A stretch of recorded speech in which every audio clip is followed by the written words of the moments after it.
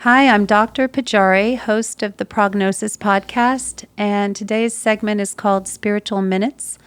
And my guest today is Stanley Samuel, who will be joining me for discussing questions one by one. Thank you.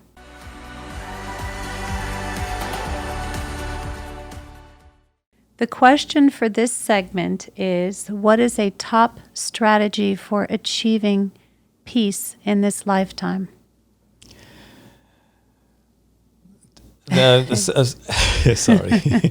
Yes, acceptance of reality, coming to terms with, as I was saying in another response, with self-acceptance, without any need for condemnation, self-condemnation, or a feeling of being judged, because we can keep trying to come to somebody else's expectations and never get there.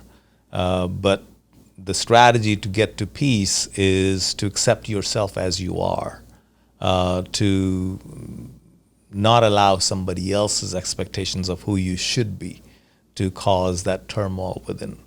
So in essence, self-acceptance is the way. Yeah, no, that's actually very good. Self-acceptance. I would add to that too. I would add also, there are different routes probably to get to peace, but as a top one, being accepting of yourself, being also accepting of others too. Learning to kind of be a little more tolerant of things can really take the edge off of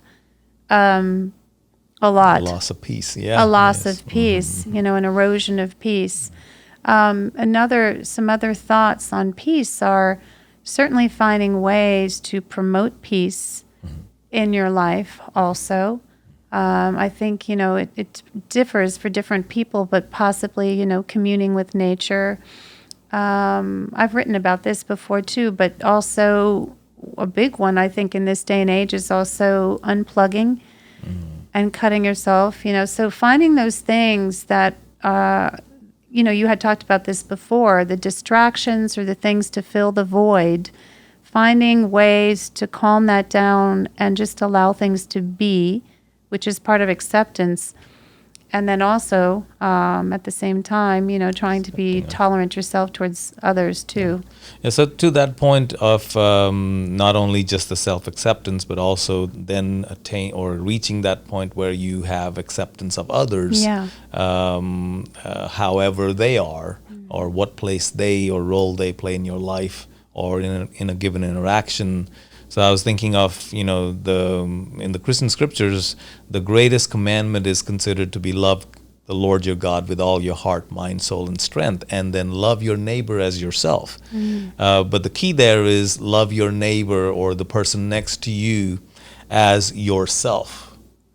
And so self-acceptance is where the acceptance of others begins. Oh, yes. Most of the times when people are unaccepting of others is because they're struggling with probably the same issue that they are struggling with another person in their own life, in their own self. And so self-acceptance definitely, like you were saying, will result, I believe, in acceptance of others. Yeah, it's a softening of the harsh criticisms and judgments that we impose or that we direct towards ourselves. And then by virtue of that, you come to have an appreciation that everyone is going through a struggle, and you become a little less critical.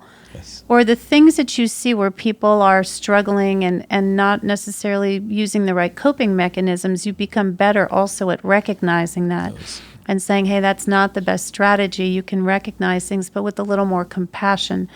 But I also find it takes the edge off of walking around in a state of anger or indignation towards the world, or a state of self-loathing. And all these things prevent you from really being in a state of peace. So, True. Yeah. Well said. Thank you. Thank you.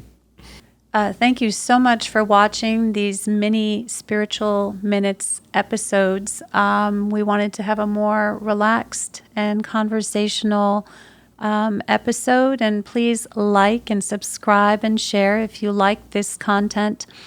It's intended to help generate questions and even answer questions and give quick guidance, in a sense, to people who are looking a little bit more for some answers. Thanks again, and keep watching. Thank you.